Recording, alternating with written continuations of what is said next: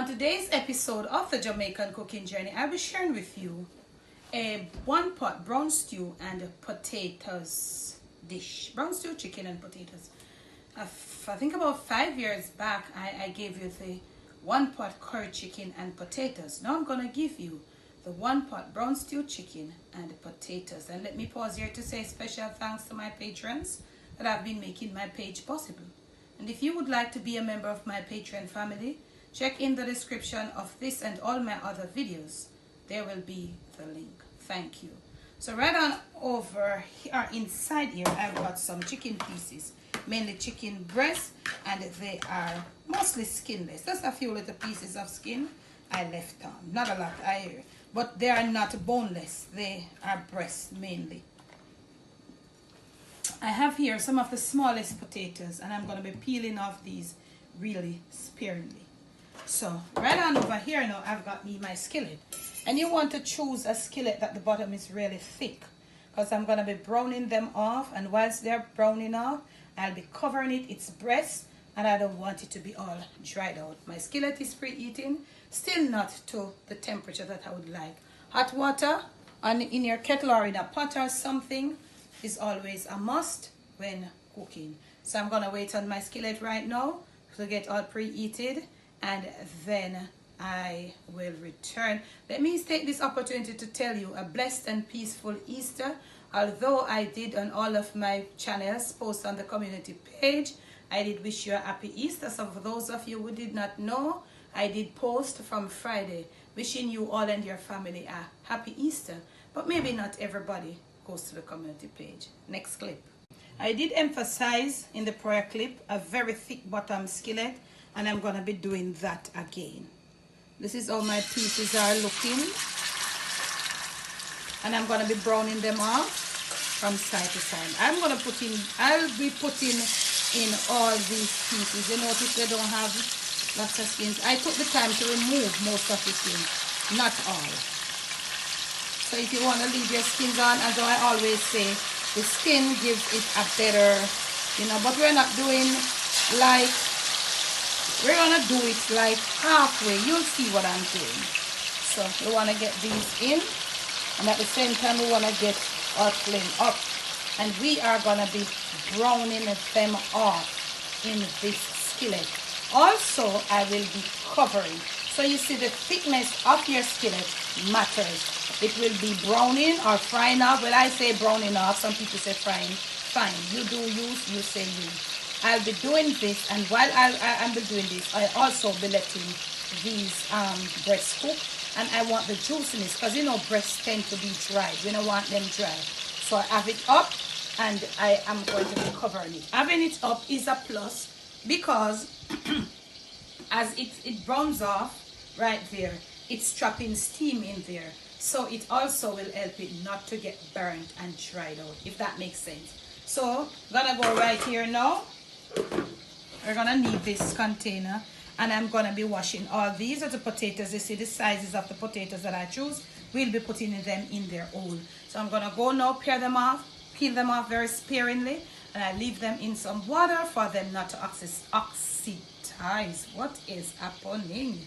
So when you see me next, those breasts will be browned from side to side, and we will proceed. Next clip. We are back now, family, and let us look at what has happened and what is about to happen. Now, first things first, I have removed most of the oil that I used to brown up this chicken. So right here I have inside here all flavors. Yeah, this thing right inside here. So I have some celery, I've got garlic, smashed garlic, I've got here rosemary, I've got ginger, I've got scallions, and I have 2 frozen scotch bonnet. They're not hot. I use them frozen. I'm not gonna burst them. Maybe they will burst, but they're not gonna hot. But if you have, you can use one.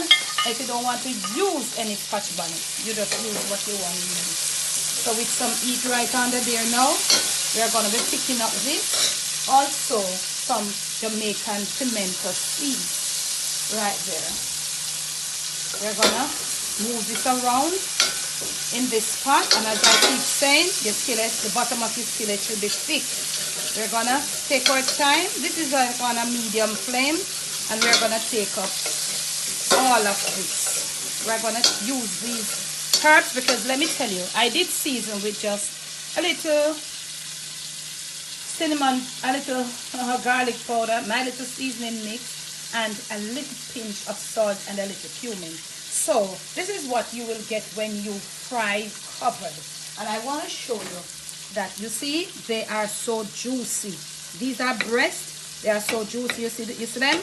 The juice coming out of them. So they have been cooked almost through. You know, taking that color and releasing all their juices in here. Hence we threw off that oil that we started with, and we have the juices becoming fun in the bottom of our skillet.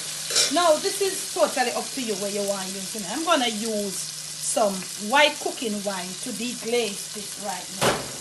White cooking wine and not the dry one. This is not a dry one. I'm going to use about 3 tablespoons, and I'm going to use it to deglaze. You could use whatever you choose. You see that? It's taking up all that fun. And even I can get it down a little. So as this deglazing process takes place, you see what happens. You see that? All the fun has just been lifted from the bottom of this thing. Look at that. These are additional flavors to the flavoring that we used to season up with. Now, at this point, you might want to add some tomato paste, some ketchup, whatever. I'm going to use this can of tomato, stewed tomatoes. Okay, and I'm going to get my flame up, like seriously up. Look at that. It's so beautiful. I mean, people are going to tell me about the this is stainless steel. You see, both stainless steel spoon and something. And I know some people are going to say, ooh, yeah, it's making a lot of noise. But look here, sometimes that's how it goes. So with this, the flavor of this white cooking wine and the tomato stew, you know, this thing is going on. So what I'm going to do, what I did season, the container I did season it in, I use a little hot water prior to now, and it's in there, so I'm gonna throw it right here, and I'm gonna leave it to come to a boil and return. So you see that there? We're getting that simmering. The tomatoes. Remember, you must be on your highest heat now. Yeah, these are tomato chunks. So you want to try it out. They're gonna cook out after a time, but you want to try to get them mashed. Or if you don't want to use these, you could use tomato paste. That would even thicken it more. But remember that you're going to be using potatoes in there. So at this point here, with our flame all up, we're going to throw about 2 cups of water, but about 2.5 cups of that right there, and we're going to leave it right there. You see what we have? Now to this, you're going to add some soy sauce, and you're going to color it up to get the brownness that you want. You want to get it darker brown, you know what to do. If you want to get it the lighter brown, you know what to do. So you add your soy sauce to that tomato stew, and this is what you have. As it cooks and comes down, tomato pieces, everything is going to be mashing out more, giving you this look. Okay, now you're gonna come right here and you're going to be starting to deal with your peeled tomatoes. Didn't I show you right here? So we have peeled our tomatoes, and actually we did not break them in two. So what you want you to do, I use a small pointed knife, even something smaller than this. Very careful. This is the soy sauce on my hand. So you want to put it to the core there, and you want to get it. If you want to do it on your cutting board, you do it. Don't do like me. You're going to make a cross to the middle of each potato. I've done that to all of them. I have them in water so as to not to let them oxidize. Remember, the smallest potatoes, these are the ones you're going to use. We're going to put them in there, and we're going to turn our flame down and leave them for about 15 minutes to slow cook on their own. The remainder of this dish is supposed to take half an hour. So we are going to put our potatoes in for 15 to 20 minutes. These chicken have been cooked over 90%. Now our potatoes are not cooked, so we are going to leave our potatoes in this juice, this gravy, this everything to cook. And as it cooks, it's going to take some color, and we will come back at about 15 to 20 minutes after, and we are going to be adding our chicken. Now that you have put this on, you're going to put it down to low. You're not going to stay there and make the potatoes, the juice dry out and the potatoes not properly cooked. So at that point, we'll come back and we will add our chicken pieces and we'll proceed from there. So we are there at that point, fam. And you see that simmering of the potatoes and how they are taking this, they are moving from there, you know, plain white color, and they are submerging more in the liquid right here. Not cooked, not cooked. Now it's time for us to put our chicken pieces in. Just, you know, gently put them in. You know, I told you that the slower you cook your food, family, the more gentle you be with your food, it is the more you'll enjoy your food. Better results. You know, yesterday I was on the road and I met this person. I didn't get the name. And the person said, heard my voice and said, you're the person that cooks on YouTube? And I said, yes. And he said, big up yourself. You have one of the most prestigious seasoned rice. You don't mind? So look at this now. You want to get it all over. You want to get it right in there. It doesn't matter. You're going to come back to move them around from side to side, because this gravy, as it cooks down, it is going to get darker, and it's going to have the potatoes and the chicken. Look at that already. You see that? And it not reached nowhere yet. At this point, you want to taste for your flavoring, your salt perfection, and all of them something there. So let us do it.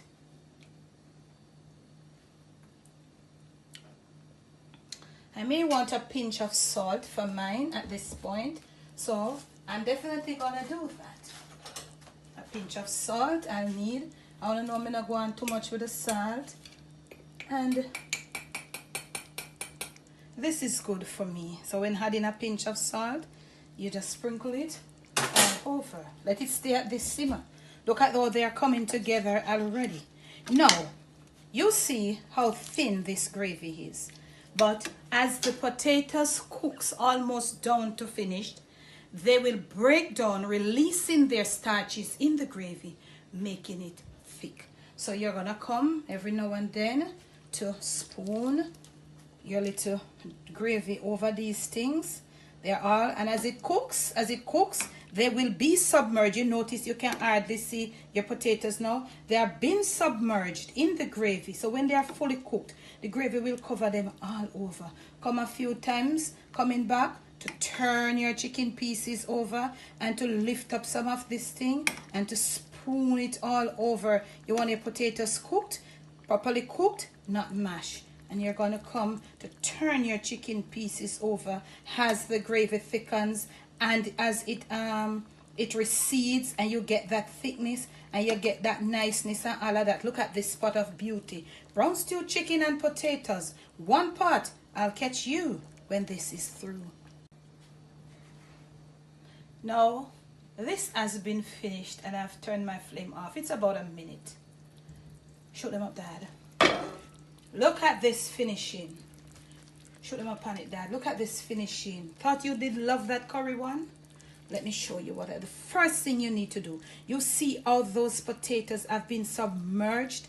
We're going to start testing our potatoes. Use here a toothpick or use a skewer. You see them? They are cooked. Let me show you this. You hear me telling you? Just exercise. You see how clean this skewer is? It's like a cake. It has been cooked.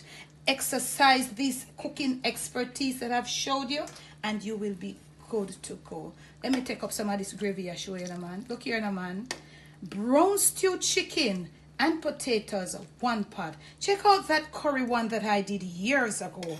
And this is it now that I've come back to you. There's so many ways of making your brown stew. Look at this gravy. This gravy is to die for all the long gut gravy, long belly gravy people them.